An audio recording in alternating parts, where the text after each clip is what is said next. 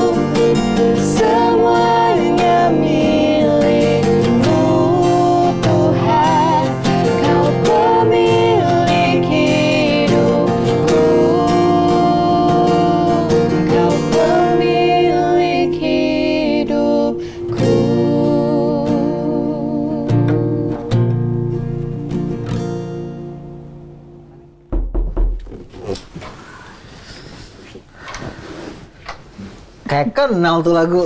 Asik, keren tuh lagu ya. Pas banget ada Kak Riko sini Kak, mau ngobrol-ngobrol nih. Gimana? Ada yang bisa kakak banting kah? Oh enggak ya? Gimana? Apa yang bisa kakak bantu nih Gini untuk Kak, kalian? kita lagi rada mellow nih Kak, Kenapa gara-gara kita punya teman, dia habis kecelakaan, terus mama sama adiknya meninggal. Mama sama adiknya meninggal, Iya. oke. Dan dia ngerasa hancur banget katanya, dan dia pengen mati juga katanya gitu Kak. Iya. Nah, sepertinya kan kakak pernah mengalami hal yang sama nih kak, kehilangan orang terkasih. Nah, apa yang bisa kita lakukan buat dia nih kak? Ya, saya sebelumnya turut berduka cita buat Thank you Kak. kepergian dari orang tua sama adik dari teman kalian ya. Iya kak. Nah, memang nggak mudah ya untuk kehilangan orang yang kita sayang ya. Bahkan firman Tuhan juga jelas mengatakan bahwa segala sesuatu ada waktunya. Ya, dalam Pengkhotbah 3 dikatakan bahwa segala sesuatu ada waktunya, ada waktu untuk kita menangis, ada waktu kita bisa tertawa, bersuka, ada waktu kita hidup, tapi juga ada waktu kita selesai.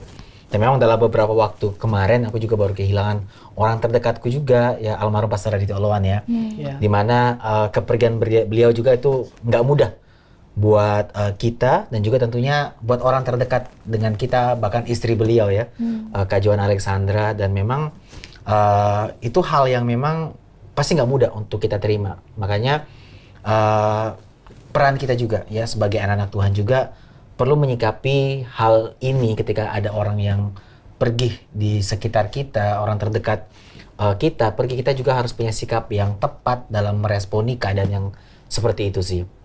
Gitu. Ya apalagi teman kalian itu ya, kalian perlu hadir ya, punya empati yang besar juga buat mereka, karena ya aku melihat langsung lah ya bagaimana Kak Joanna dia sangat kesal ya ketika di DM atau ada orang yang ngechat untuk kasih kata-kata penguatan. Betul, kata penguatannya itu baik, kata penghiburan itu baik, tapi mungkin momennya aja kurang tepat. Jadi kadang dia melihat setiap penghiburan dan kata-kata penguatan itu sebagai sesuatu yang kurang tepat di momen itu. Dia merasa kayak, lu enak ya, lu merasa diberkati dengan kehidupan suami gua, tapi gua merasa jadi tumbal. Ya, jadi orang fokus sama orang yang pergi ya di sekeliling kita, misalnya teman kalian itu yang dimana orang tuanya sama adiknya juga meninggal. Mereka mungkin, beberapa orang mungkin fokus sama, ya thank you ya mama kamu adalah orang yang sangat memberkati aku, adik kamu orang yang baik. Ya memang betul, memang keadaan seperti itu, tapi terkadang momennya itu yang keliru saat kita menyampaikan. Karena ketika kita kehilangan seseorang, kadang hati kita belum bisa menerima. Ya termasuk teman kalian. Ya makanya kehadiran kalian sebagai orang terdekat dengan dia itu penting banget ya untuk bisa memahami dia gitu loh. Jadi nggak buru-buru langsung kasih kata penguatan kayak nggak usah nangis ya atau apa, kamu harus kuat. Itu kalimat yang kalau istilah zaman sekarang toxic positivity. Ya kata-kata yang baik, positif, tapi jadi racun, toxic. Jadi sekali lagi nggak ada yang salahnya dengan kata-kata itu, tapi ketika momen yang kurang tepat, timing yang kurang tepat, jadinya salah. Gitu. Ada nggak sih kak cara yang bisa buat mungkin orang yang lagi bersedih untuk menyalurkan emosinya dengan baik gitu kak? Jadi nggak cuma nangis aja gitu kan? Mungkin kita bisa kasih masukan kalau misalnya dia nanya pun ke kita gitu kak. Siap. Nah yang pertama gini, kita juga perlu menyadari bahwa semua emosi itu yang kita rasa itu valid. Ya, nah kadang kita suka bedakan ada emosi negatif, ada emosi positif. Sedangkan Tuhan bilang menangislah dengan orang yang menangis. Bahkan Tuhan Yesus pun menangis dalam Yohanes 11 ayat 35 ya. Yesus menangis. Jadi nggak ada emosi negatif, nggak ada emosi positif. Semua valid yang kita rasakan. Bahkan kadang kita suka abaikan proses menangis. Apalagi para pria, ya dari kecil ya cowok-cowok itu suka dilatih untuk nggak boleh nangis. Cowok kok nangis? Betul. Jadi terlatih, jadi kita pintar berpura-pura. Padahal ada waktu tertentu dalam kehidupan kita akan menangis. Dan nggak masalah dengan menangis. Emang kenapa? Bahkan aku sering bilang, ekspresi pertama manusia di dunia pun adalah sebuah tangisan. Bayi ketika dia lahir nggak nangis malah bahaya. Iya betul. Iya benar. Ya ngerti nggak sih? Jadi nggak ada yang salah dengan namanya menangis. Apalagi ketika kita kehilangan orang kita sayang, kita pasti akan menangis. Dan nggak ada salah dengan hal itu. Nah makanya bagaimana kita menyikapi hal itu ketika ada orang yang lagi berduka, kita harus jadi tempat atau rumah buat dia bisa datang apa adanya. Karena ada namanya grieving process. Ketika orang yang kita sayang itu pergi, grieving process itu harus dilalui. Kita nggak bisa skip. Misalnya pertama dia mungkin masih denial, merasa kayak, oh enggak nih, nggak mungkin pergi. Langsung yang kedua masuk ke fase di mana dia merasa menjadi korban, merasa jadi tumbal. Betul, Wah, bahkan kecewa sama Tuhan. Marah-marah sama Tuhan. Itu proses yang memang akan terjadi ketika kita kehilangan orang yang kita sayang. Nah, kebanyakan kita langsung skip. Untuk bisa menerima keadaan itu butuh waktu proses. Di mana dia harus merasakan semuanya. Makanya peran kita sebagai keluarga Tuhan adalah mengarahkan dia supaya nggak lari dari Tuhan, tapi lari ke Tuhan. Ya, betul. Berbahayanya ketika di momen seperti itu dia lari ke narkoba, ke obat-obatan. Karena kecewa sama Tuhan. Nah, kalau kita tidak jadi keluarga Tuhan yang mewadai atau memfasilitasi hal itu, dia bisa lari dari Tuhan, bukan lari ke Tuhan. Bahkan aku kasih space. Waktu itu case-nya Mama Jo ya, Kak Joanna. Aku sering bilang ke dia bahwa, Jo, ekspresikan aja apa yang lu rasakan. Marah ke Tuhan nggak mengubah identitas lu di hadapan Tuhan. Ya. Karena kita lagi nggak ngerti aja rencana Tuhan. Betul. Ya, benar. Kan firman Tuhan katakan manusia dan Tuhan itu punya rencana yang berbeda. Pengkhotbah 3 ayat 11 katakan manusia nggak bisa menyelami pekerjaan yang dilakukan Allah dari awal sampai akhir. Jadi terkadang dalam kehidupan kita nggak selalu kita bisa ngerti rencana Tuhan, tapi kita selalu bisa menjalaninya bersama dengan Tuhan. Nggak selalu bisa kita ngerti karena pikiran kita sangat terbatas. Jadi sama juga ketika kita kehilangan orang yang kita sayang, karena kita nggak ngerti dan kita akan marah. Tuhan, kenapa sih suami aku pergi, orang tua aku pergi, adik aku pergi? Kita mungkin nggak ngerti, tapi itu nggak akan mengubah identitas kita di mata Tuhan. Hanya karena kita sedang mengekspresikan ketidakmengertian kita akan rencana Tuhan. Kayak misalnya, kalau case-nya Joanna lagi ya, ketika Zoe kan, Joanna sama almarhum Pastor Radit, itu punya anak 4. Aku sering bilang, Jo, coba lu perhatikan. Misalnya Zoe anak mereka yang ketiga, marah-marah sama lu. Yeah. Karena lu larang, atau lu punya rencana yang baik buat dia untuk tidak mengizinkan dia main di tengah jalan. Hanya karena dia marah nggak terubah kan identitasnya, nggak langsung berubah. Oh, Zoe jadi anak yang lain, bukan anak gua, enggak. Dia hanya mengekspresikan apa yang dia rasakan. Demikian juga dengan kita terkadang. Kita nggak ngerti. Nah, kalau kita nggak bisa jadi tempat yang aman, di mana mereka bisa terbuka, mereka kesel mungkin sama Tuhan, tuh kecewa. Ya mereka akan sulit untuk menerima keadaannya. Karena grieving proses ini harus dijalani. Fase dia bisa menerima keadaan itu butuh waktu. Jadi bagian kita adalah dia harus bisa terbuka. Nah, beberapa hal yang bisa dilakukan adalah dengan cerita, dengan diekspresikan. Mungkin dia marah sama Tuhan, dia jadikan kita tempat pelarian untuk dia marah-marah, nggak apa-apa. Kita terima semuanya. Atau dia mungkin bisa tulis sesuatu. Ada banyak hal yang bisa dilakukan. Karena ekspresikan feeling itu, perasaan itu perlu diungkapkan. Betul. Jadi sangat wajar ya Kak untuk menjadi apa adanya di depan Tuhan. Banget. Nanti perjalanannya kita akan ngerti. Dan gini, jangan menakar kesembuhan kita, hati kita menerima keadaan itu dari kacamata kita melihat diri kita. Nah, kadang-kadang kita suka menilai, oh gue udah terima kok, gue udah move on kok, gue udah nggak sakit kok, gue udah bisa terima kok. Bagus kalau mungkin kita lagi merasa oke di hari-hari tertentu. Tapi kalaupun memang belum, nggak apa-apa juga. Ya ketika ternyata aku belum bisa terima ya udah nggak apa-apa. Karena proses itu akan berjalan terus. Kita merasa oke, merasa fine karena mungkin belum ketemu triggernya. Tapi ketika udah muncul triggernya dan kita ternyata masih belum selesai, belum bisa menerima keadaan, ya nggak masalah juga. Ya selama kita datang sama Tuhan, Tuhan pasti akan pulihkan hati kita, Dia akan hibur kita, Dia akan kuatkan kita, sampai pada akhirnya kita bilang, Tuhan aku terima semuanya. Jadi berapa lamanya pun kita nggak pernah tahu. Karena bicara tentang hati, itu urusan kita dan Tuhan. Bahkan aku sering bilang, itu ilmu tingkat tinggi. Bicara tentang hati. Ya karena Tuhan yang akan urusin itu hati kita. Dan bahkan untuk healing kita nggak bisa dengan cara hilang. Betul. Ya kita sering healing, aku mau healing, ya healing atau hilang. Apalagi bicara tentang kehilangan orang yang kita sayang. Ya healingnya itu harus dengan Tuhan. Nggak bisa dengan hilang dari Tuhan. Gitu. Dan itu biarkan itu berjalan. Ada waktu kita belum mengerti, masih kecewa, masih marah, nanti Tuhan akan pulihkan satu persatu. Jadi semua perasaan itu valid untuk kita rasa, semua perasaan itu wajar untuk kita rasa, dan bawa itu kepada Tuhan semuanya. Tuhan kenapa sih? Tanyakan ke Tuhan, nggak apa-apa. Tapi Kak, Tuhan itu kan nggak pernah kehilangan ya Kak.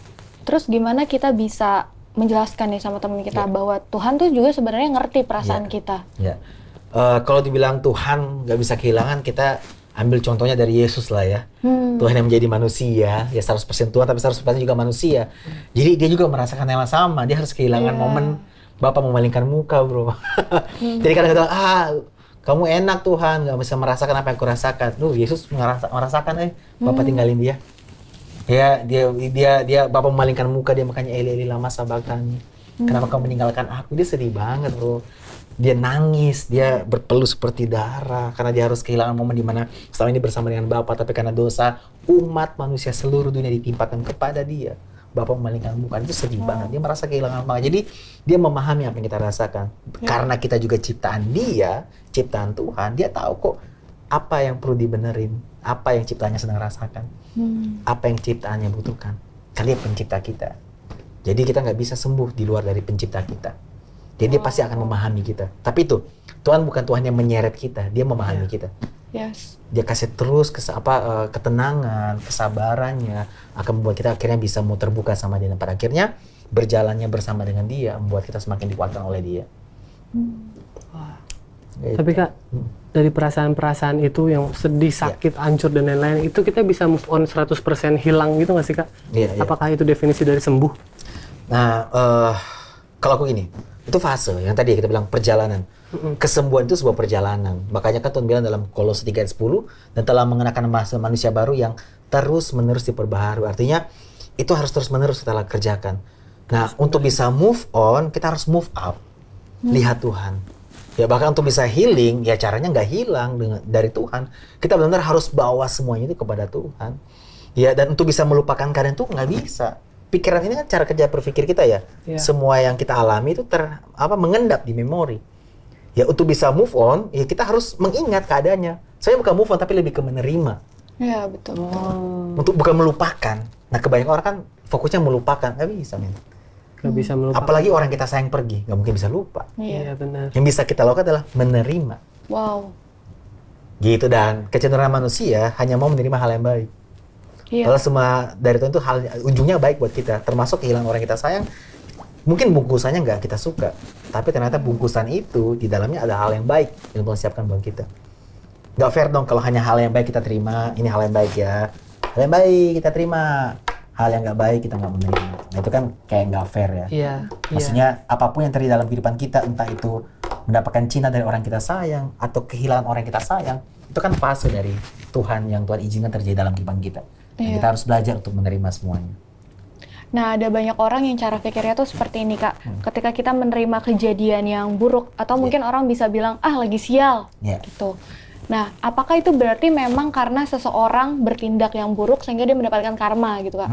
Atau memang, ya memang Tuhan sengaja mengizinkan itu supaya kita mengalami Tuhan? Iya. Gini, ada dua hal yang memang kita harus cermati, bahwa ada masalah dalam prosesnya Tuhan, tapi ada masalah karena kita yang bermasalah. Nggak semua yang terjadi memang karena Tuhan.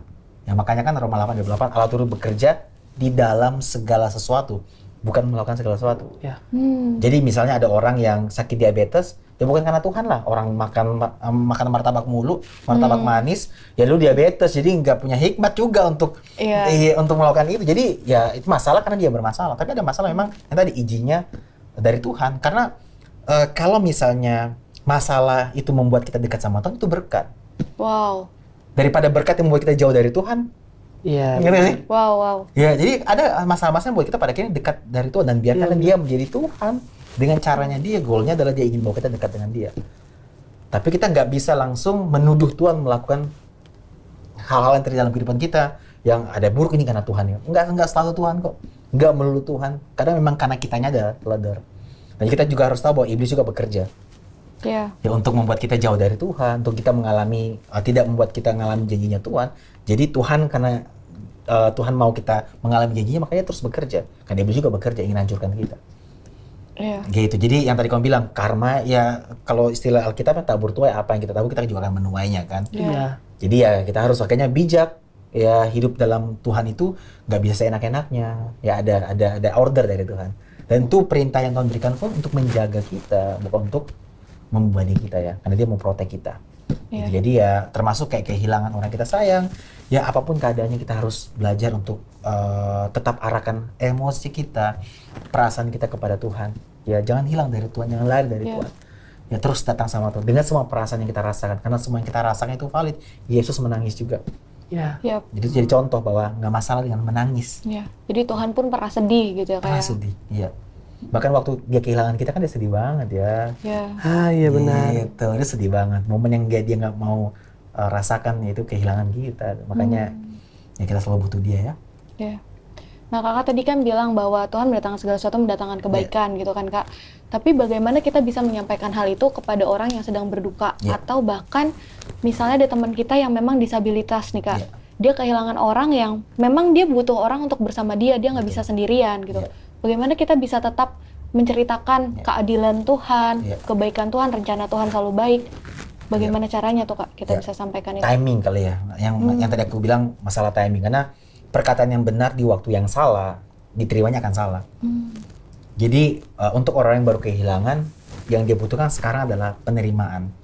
Yang dia butuhkan adalah orang yang memahami dia, orang yang mengerti tentang dia. Sambil pelan-pelan aja, nanti kita akan bisa lihat kok. Maksudnya ada momen tertentu kita bisa masuk, sampaikan kebenaran. Bahwa apapun yang terjadi, Tuhan punya rencana baik. Tapi kalaupun dia belum bisa terima, nggak apa-apa. Jadi karena goal dari komunikasi itu bukan agreement sebenarnya, bukan persetujuan, tapi understanding.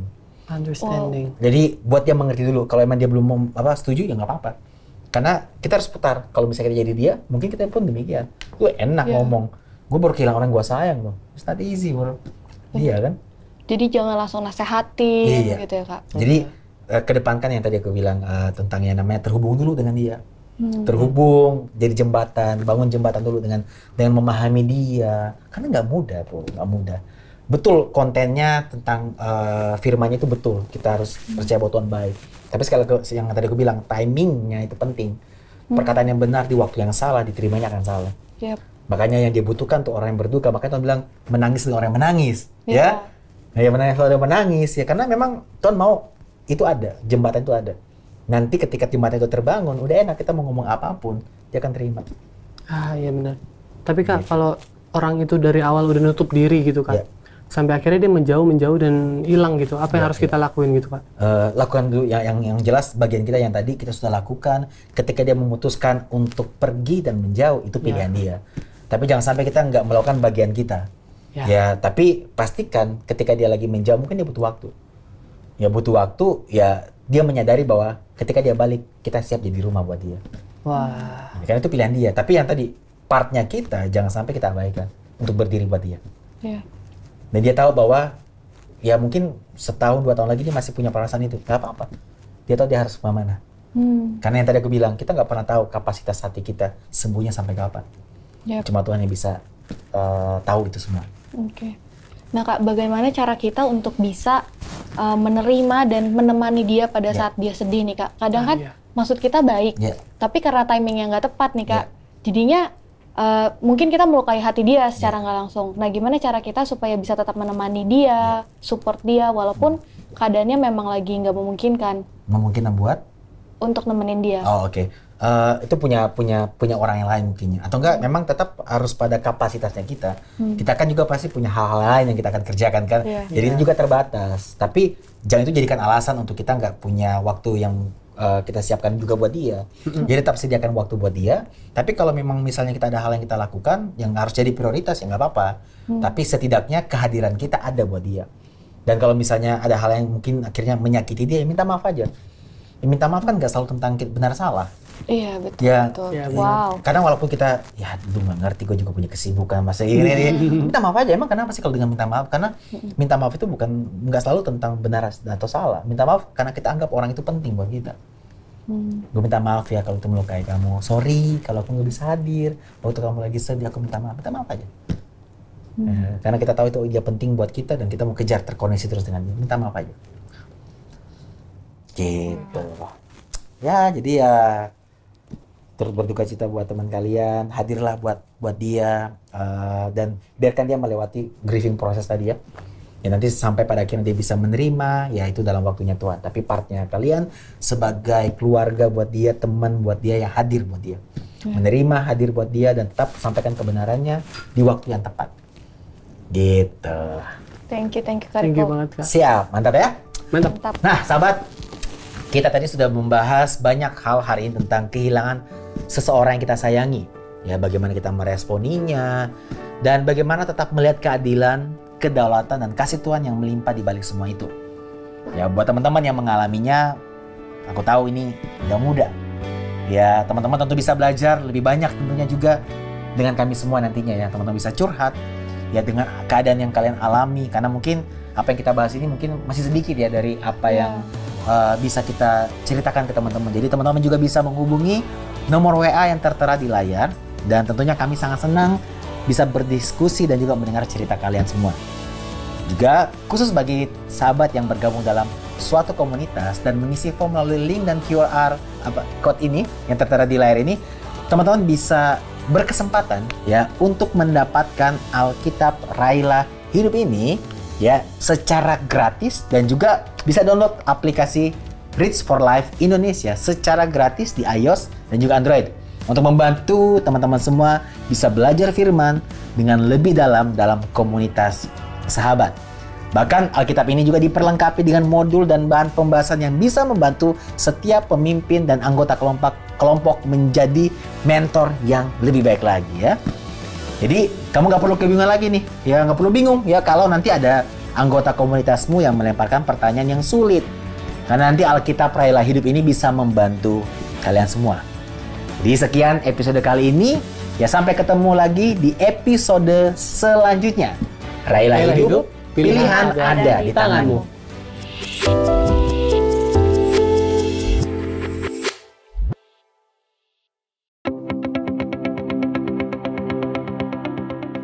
Sahabat Pijar TV, Shalom, apa kabar? Terima kasih sudah menjadi sahabat dan menjadi pemirsa setia program-program Pijar TV.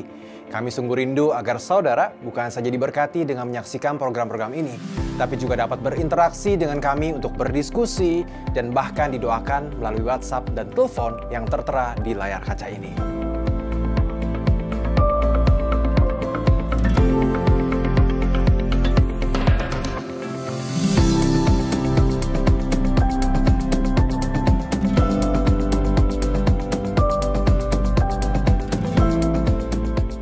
Hubungi kami sekarang melalui WhatsApp. Tim Respon Pijar TV siap untuk melayani saudara. God bless you.